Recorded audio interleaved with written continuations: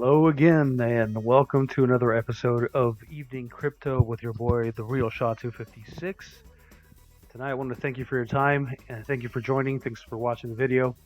I want to bring you some news. I know that you're probably fed up with the whole Facebook coin, but there is something I want to say. I have some thoughts about now.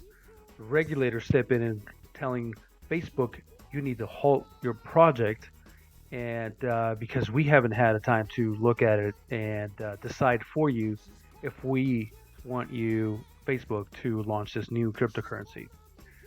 The other thing that's been going on is the XRP and Money Gram partnership that just was announced earlier today, and just get into a little bit of that and my thoughts. We'll also look at the Money Gram chart for you guys to see, kind of get a little perspective on why I think this deal happened. You might agree with me, or you may not. You can always, discuss down below in the comments. So, without further ado, let's get into today's um, TA section. We're looking at a market cap of 298,000. This is great to see. In fact, we're almost about to hit the 300,000 mark, which is amazing. And also, Bitcoin's dominance just went up a tiny bit more to round it up to 58%. But look at this, guys. I mean, just beautiful here. We're sitting at, again, 298,000. We haven't seen these levels since, gosh, I mean, 298. I mean, right here, back in July 27, 2018, almost to the dot a year ago. Almost to the dot. So, beautiful, beautiful thing to see. Volume did pick up with about $10 billion of 24-hour volume, trading volume, that is. It's also a good thing to see. More volume, more people trading cryptocurrency in general. And again, that always has a good positive effect on the market. So let's go ahead and get on to the actual charts. We have Bitcoin at 97.35 currently and moving. We had this run here. I do want to show you and I do kind of want to boast a little bit. Sorry, guys, but a few days ago, I posted this on my Instagram account. I said our next target is right here. If you can see my cursor here on the screen, was 94. Actually, on the actual picture it says 94.50. It's really difficult to see it here, but it does say 94.50. That was our next target. That was a couple of days ago, as you can see, a day ago. And today we actually ended up hitting the move, and I included another comment here about 10 hours ago. We are very close to hitting our target. So if you're not following me on Instagram, the Real Shot 256, you're missing out on some of these trade calls, some of these trade alerts, target areas, these sort of updates. Definitely hit me up on Instagram, the Real Shot 256, as you see it here, and let me know you're following. And then please also comment on these updates when you see them and they are relevant to you. All right, so that's that. But yeah, actually, over here. All right. Yeah, so on the 4 hour, looking darn bullish again. We've been closing again. Going back to a couple of videos ago, I was telling you guys we need to close a 4 hour candle above the 8250, and then we've just been nothing but rally from there. And currently, we're so close to hitting the $10,000 move that we've been preaching about for a while. We had just kind of abandoned that for a little bit in a couple of videos, just because when this pattern over here started to shape out right here, and we saw the dip, and it just kept on. It dipped, and then it dipped once again, and then kept on dipping, and then this was looking very lethargic, very weak. We started thinking maybe it is time for that retracement to actually come through and get us into that golden pocket we've been preaching about. But no, Bitcoin did make a comeback and regained its strength and momentum to the upside, and boy did it show it. We did see it breaking out of this wedge here, and just nothing but relentless upward momentum ever since. We did regain the pitchfork here We regained this area of support and resistance here, this channel here within the pitchfork. Let me give you guys a little bit broader picture of what I'm talking about. And let's see here. There we go. That's what I'm talking about right here. So back in, let's see, this is middle of May. We were definitely trading in the green zone here and touching this middle line here. We did that several times. We came back and retested support, came back up to the middle red line here, the center of the channel, went out of it. That's when we started getting skeptical, right? And then we regained it recently here.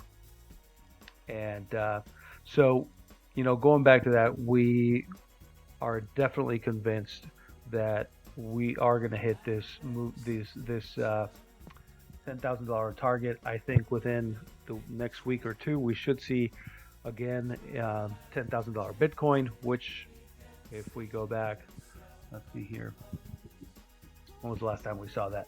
Roughly at this peak here, last time we saw that was May 4th, 2018. So very, very good, very positive price action here with Bitcoin. Again, we are going to finish this move. I think within the next 2 weeks, we should definitely see a $10,000 Bitcoin. All time frames are looking bullish right now. Currently looking at the daily in the bullish territory.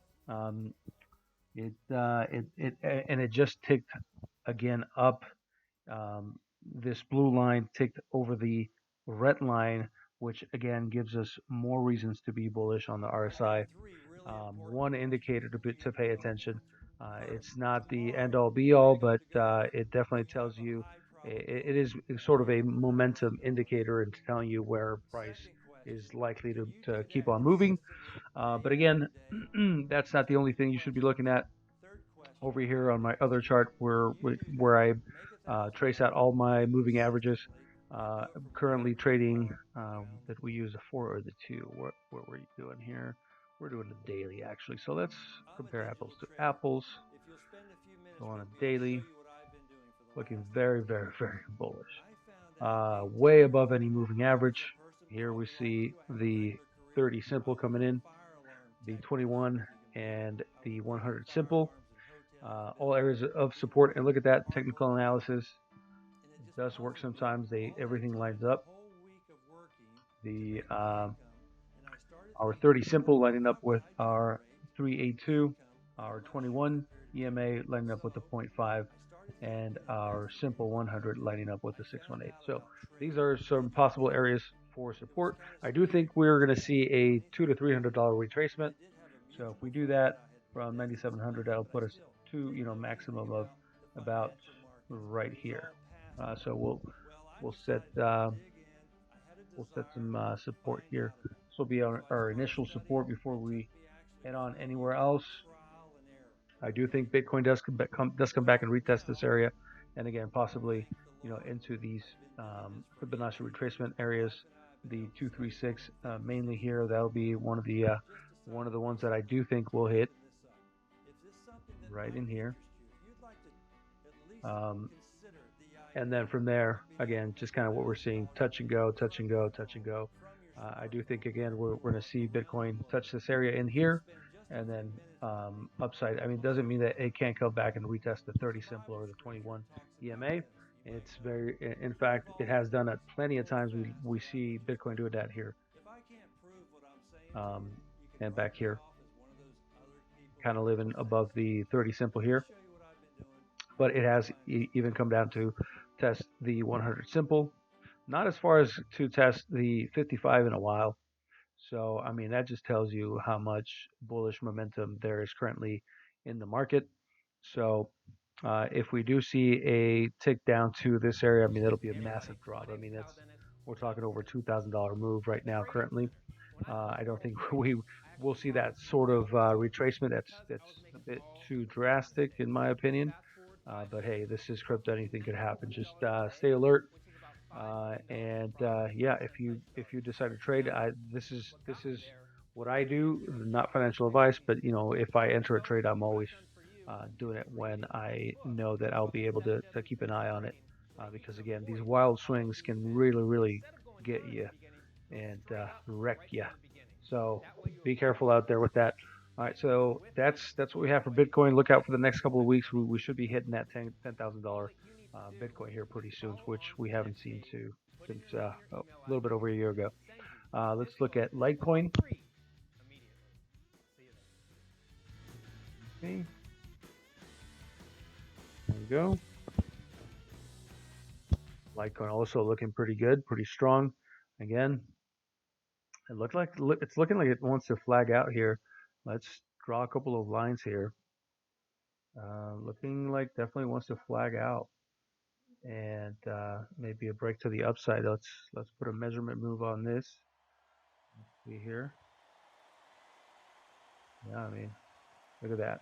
And let's also measure this move here. And everything. All right, so let's take this little guy. Say if it were to flag out right around here and break out, this would be our target here, 149. We'll just round it up to, well, let's see, yeah, about 149 right there. That would be our next move. If it does decide to break to the downside, well, we could be looking at about 120 per Litecoin. The way the market is trading currently, I wouldn't put my money on that. I wouldn't short Litecoin or Bitcoin. So, yeah, don't be that guy. There we go. That's her. There we go. So that's kind of what we're looking at right now with Litecoin. Looking again very bullish, trading with the 30 and the 21 simple, the 55 coming in right below it. And just staying strong in that trend upwards. Again, don't forget the halvening is coming. Huge psychological support there with that. A lot of people digging the Litecoin right now, so definitely go with the trend on that. That's all I can tell you. I mean, pretty simple, pretty self-explanatory, pretty straightforward technical analysis with Litecoin there. Let's take a look at BNB. BNB, for full disclosure, I did enter into BNB recently, within the week, just because a couple of things. I mean, obviously, it's a great project, even though I'm not agreeing with what CZ and Binance have done in the recent history, with them blocking U.S. customers and deciding to open a U.S.-based or U.S.-dedicated exchange through a third party, which means that Binance won't even really own that. They won't really administer that. They are going through a third-party trading platform technology provider. The name escapes me right now, but they are looking to do that within the next couple of months. I think CZ said in his last Q&A that he is thinking the U.S. platform will be ready between August and September at the latest. They're obviously trying to launch it sooner than that, but realistically, that's what they are shooting for. Let me know if you guys are planning on using that too. But again, it won't be owned by CZ. It won't. I mean, that's kind of what he explained. The SAFU fund thing is not going to be there either, where it serves as a insurance blanket in case of any hacks or stolen or missing funds. Then they tap into their SAFU funds over at the traditional Binance exchange. That won't be available for the US-based exchange. So again, do your own due diligence, do your research, find out if you really want to do that. I myself am looking at other options at the moment. I think I've narrowed it down pretty good, but if you guys have a suggestion that you must get over to me, definitely do that in the comments. And like I said, I wouldn't mind using your referral link, and you can earn some cash or some crypto.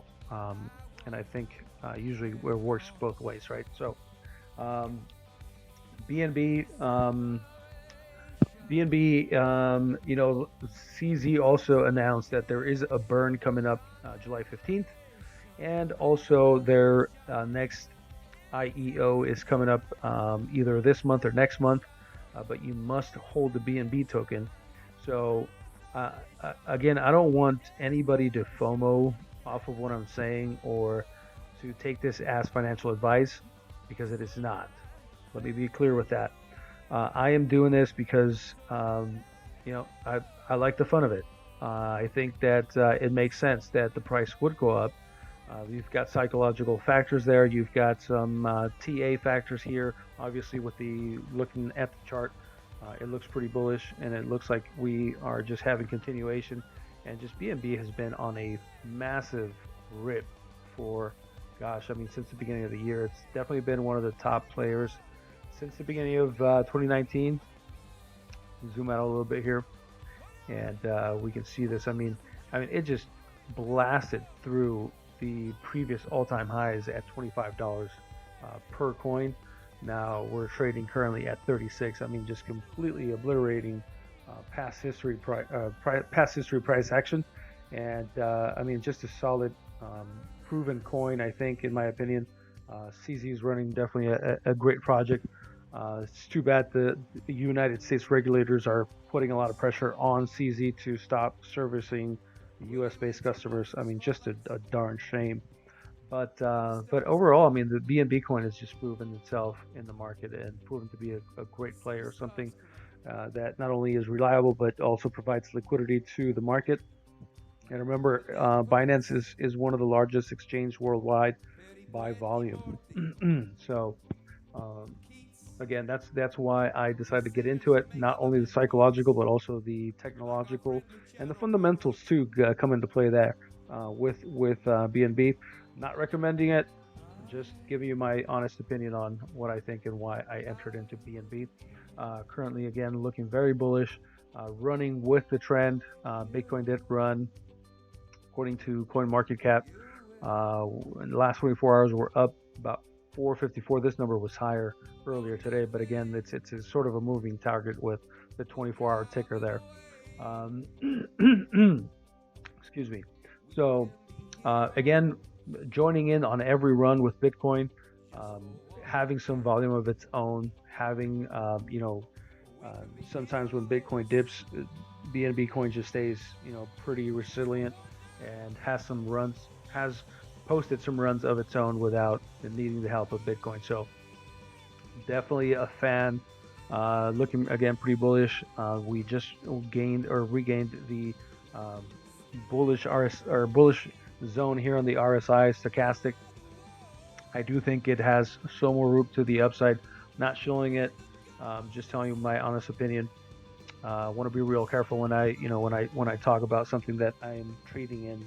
Don't want people to think that I am shilling it or want you to FOMO into what I'm doing. Just giving you my honest opinion. I'll go look at Chainlink. It's one of those coins that has just been massive.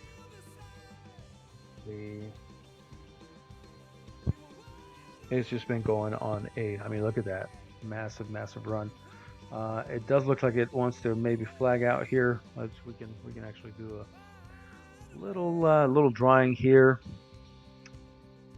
for fun. What else are you gonna do on a Thursday evening? Let's see.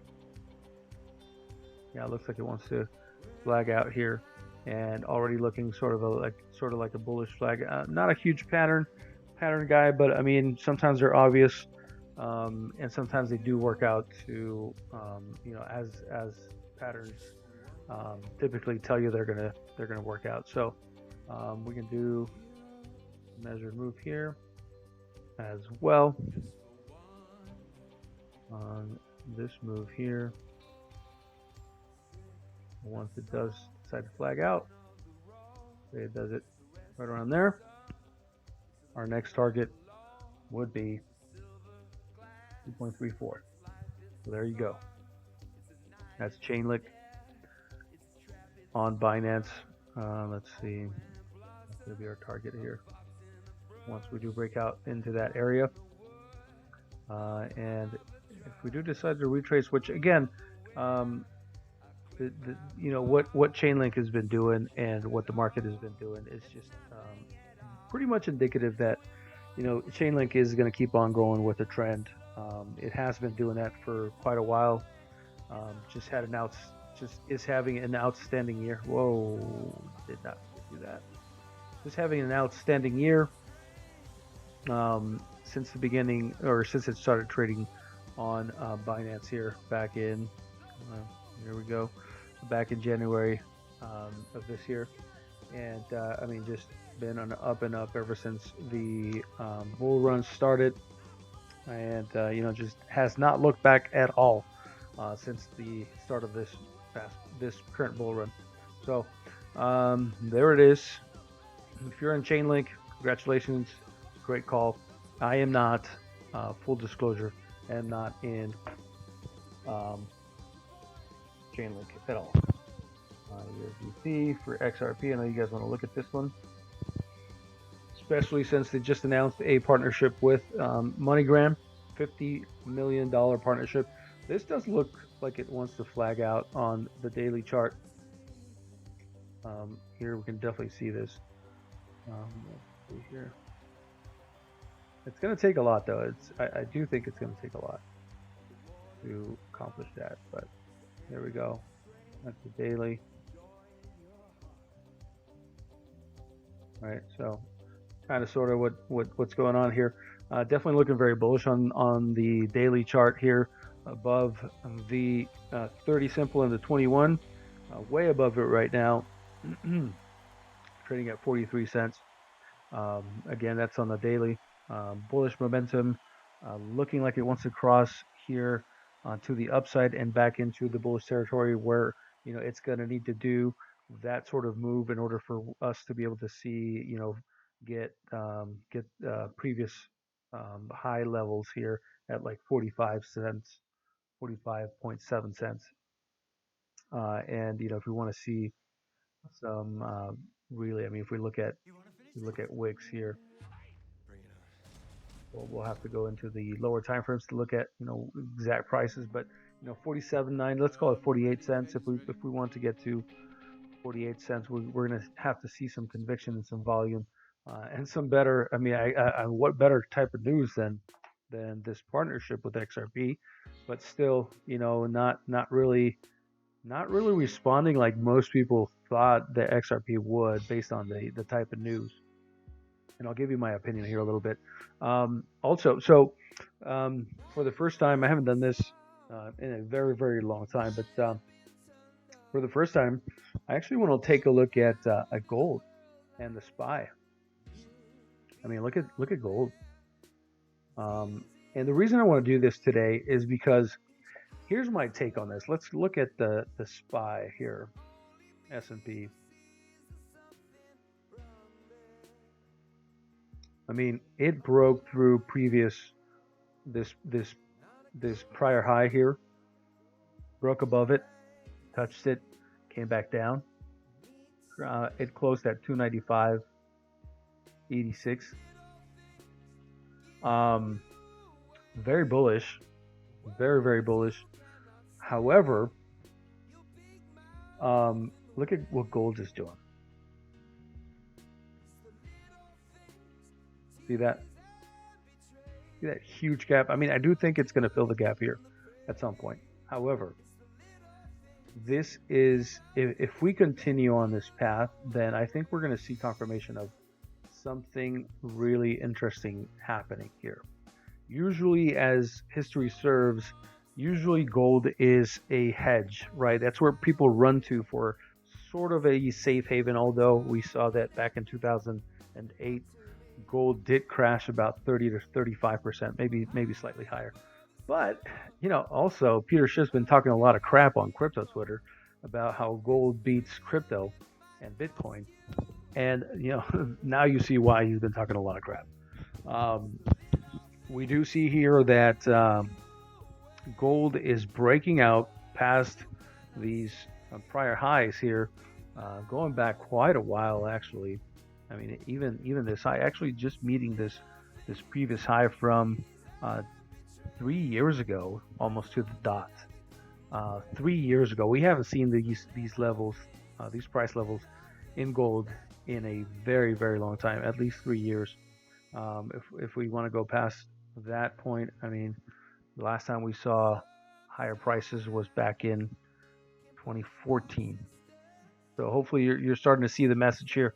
I do think some people are starting to read the writing on the wall and starting to hedge.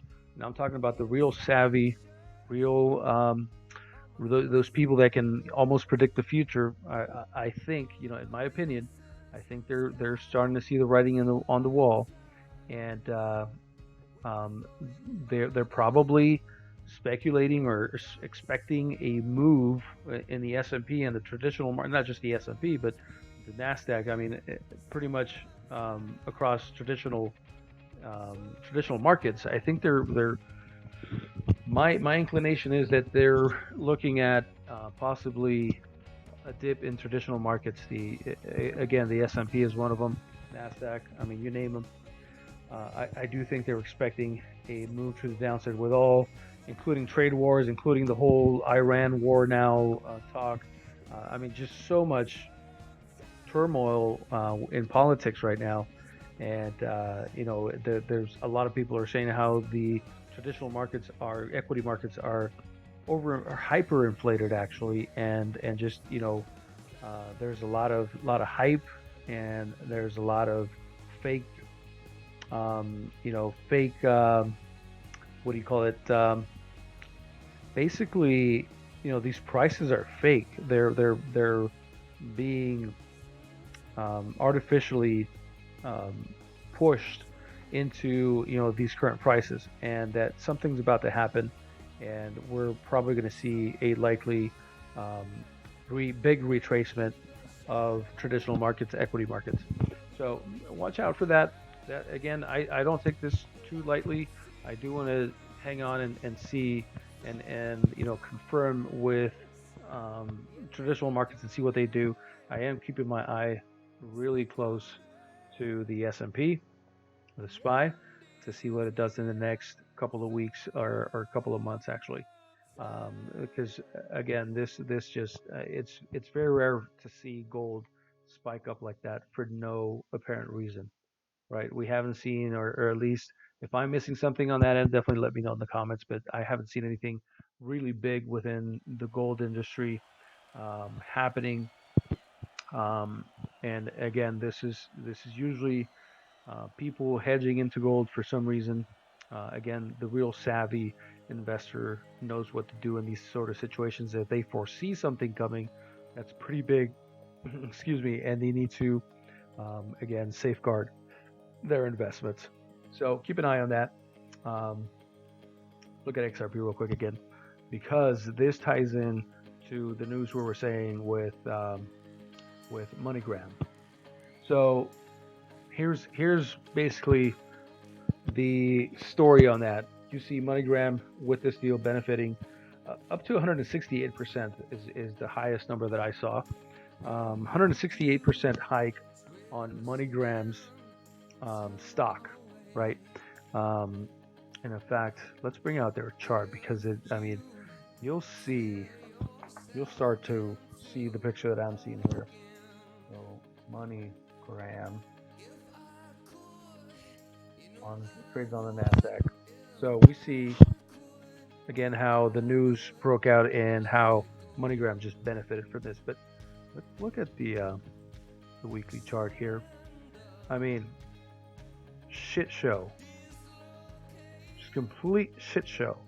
I mean, look at this. Look at all this. Buried under all the moving averages.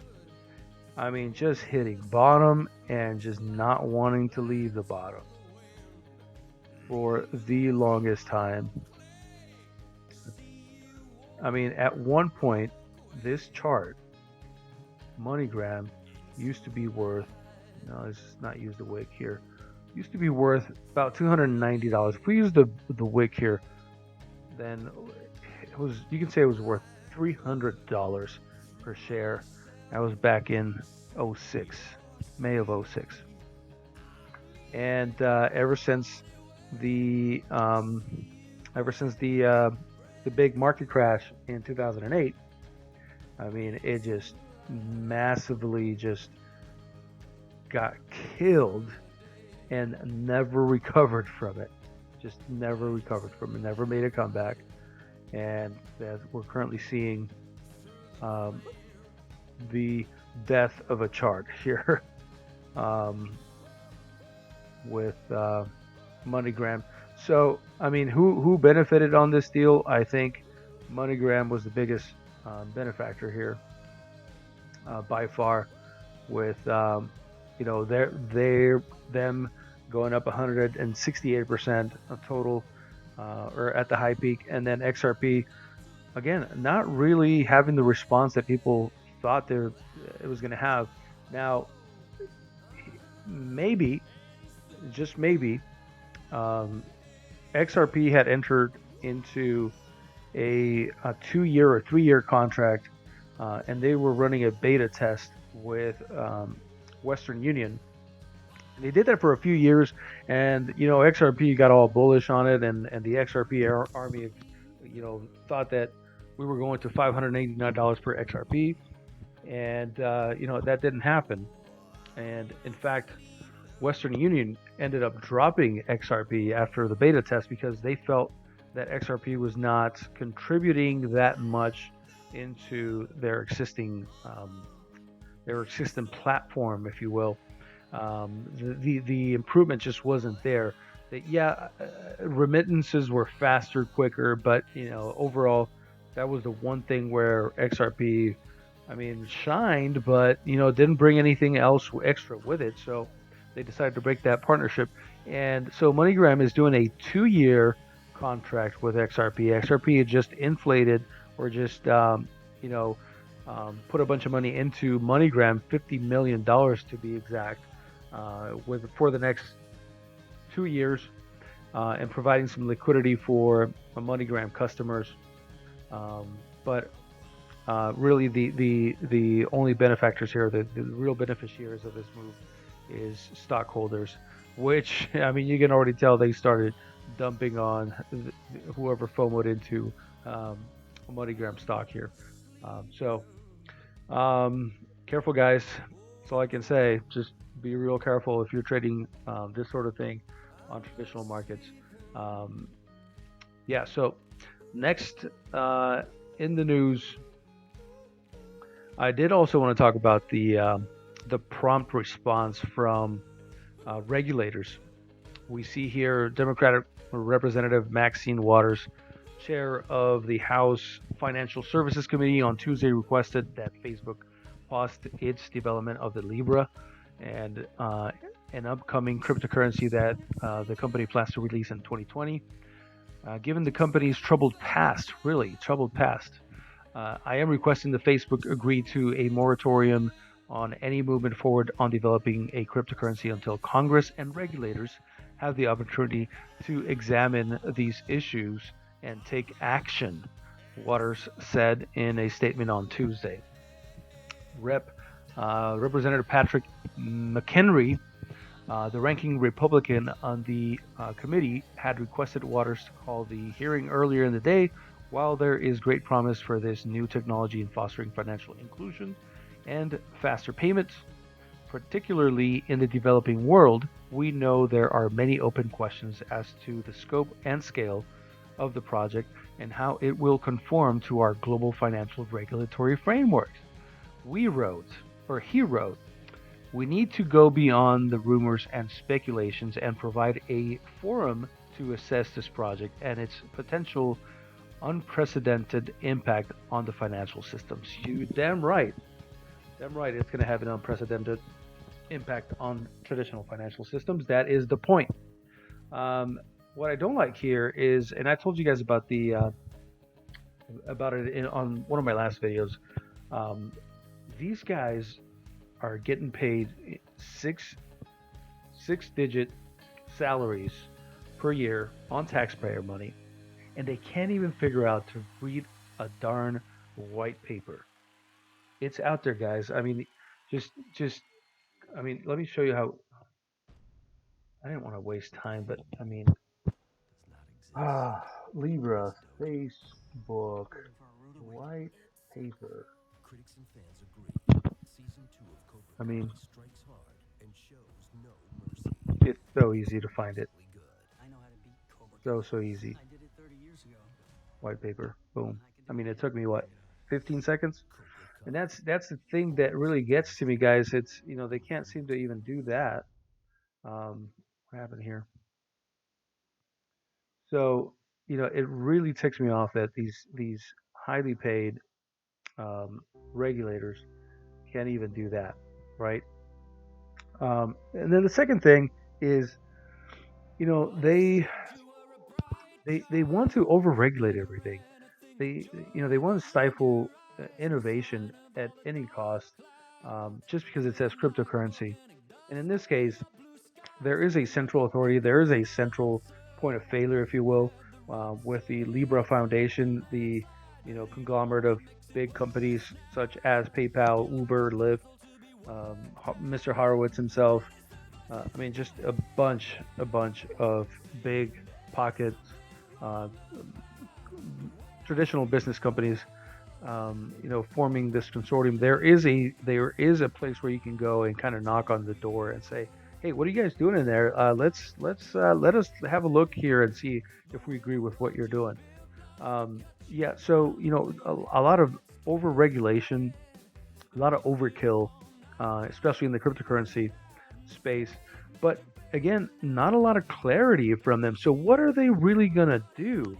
I mean, there's no pathway forward from the SEC and the IRS and the Federal Reserve Board. There's no regulation that has been typed up. The only thing that even comes close to that, and it's not even the same ballpark, is there is a recommendation by the SEC if you're trying to launch an ICO, what it should look like so that it does not become a security in the eyes of the SEC.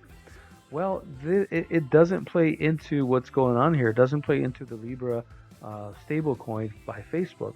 Um, so my question to them would be, what are you going to ask for? What I mean, how are you going to be able to tell what criteria you're going to be using to say, okay, this is you're breaking the law or you're not breaking the law, because the SEC doesn't even know if cryptocurrencies are something that they should be regulating themselves. I mean, again, they went out a couple years, or not a couple years ago, but I think it was last year around February.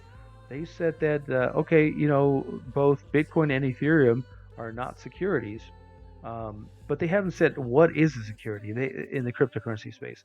And I don't think that the SEC should be meddling with cryptocurrencies because they're obviously not a security. So you again you have a shoemaker going into a surgery room to try and perform a triple bypass on a poor dying man, and it's just it's very difficult to work under those circumstances. So and then the other thing is, again, they're overregulating to the point where they are treating us citizens in the U.S. as children by now not allowing us to make our own decisions, trust us to have the moral character to go out and do our own due diligence and be responsible. And I mean, there are always going to be people who will make mistakes as adults, most of us. I mean, who hasn't made a mistake in any sort of investment, whether it's a stock, bond, or the latest trend, whether it's cryptocurrency, whether it's opening up a new business. People make mistakes all the time, and that's just part of life. We don't need a government to come tell us that we can or cannot do something that we so please. So, um, it's really cumbersome. It's really um, in my case, it's infuriating to have the government come in and tell us, no, you cannot invest in cryptocurrencies, or no, Facebook, you can't develop your own cryptocurrency, and even go as far as, I mean, how far are they reaching, right? They are going as far as to tell cryptocurrency exchanges not to offer certain cryptocurrencies based on what? Again, the SEC, no clarity. IRS, no clarity. The Federal Reserve Board, no clarity.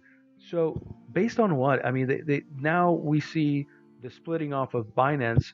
They're splitting their platform into two, and so is a few other big exchanges following suit because they don't want to fall into that gray. I mean, and this is just the epitome of that example. They don't want to fall into that gray area where they just don't know what's going to happen. And it's all based on speculation by these federal regulators, by the SEC, by the IRS, by the Federal Reserve Board. Nobody has, again, given any clarity. So, based on the speculation, these exchanges are having to change their business model and operate completely different. Again, on a feeling that they might end up on the wrong side of this. So, I mean, regulators, really get your shit together, people. Really, you're getting paid a lot of money to provide something, a service to the public. You're a public servant, and I'm paying with my tax money, my tax dollars, and you're not doing crap. Not in this regard, you're not. So, if you're a U.S. citizen, definitely reach out to your representatives. I know I am, and I'm letting them know, hey, you guys need to provide some clarity, or you need to stay out of this altogether. And that'll be a great help if they can do that. So, sorry about that big long rant, guys. I know I've gone on and on for quite a while. Hopefully, you're with me. And if you did make it to this point on the video, I really thank you. I really appreciate it. If you know somebody that might be able to benefit from the TA or the news or my perspective on any of these things, definitely give them a share and or like the video. I would really appreciate that. And again, as always, if there is a coin or project that you want me to maybe provide some technical analysis and give you my opinion on that, definitely leave it in the comments, or any way you please. The Real Shot 256 on Instagram and on Twitter. Signing out for the night. Hope you have a great one. I'll see you guys on the next video. Thanks so much.